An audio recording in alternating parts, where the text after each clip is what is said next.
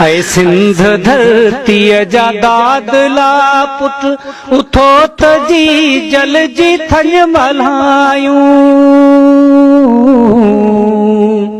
ऐ सिंध धरती जा दादला पुट उथो त जी जल जी थन मल्हायूं। ही निंड ने बह हुजे बियन खे आमीर कल्लो ई सिर कटायूं। उडार जल पियूं ही पाक पोतियूं इहा खयानत कबूल कोने। वजाए हक जो नगारो साथी कुपत जी सोहबत कबूल कोने। असां त बागी बगावतुन में कतई का जुल्मत कबूल कोने।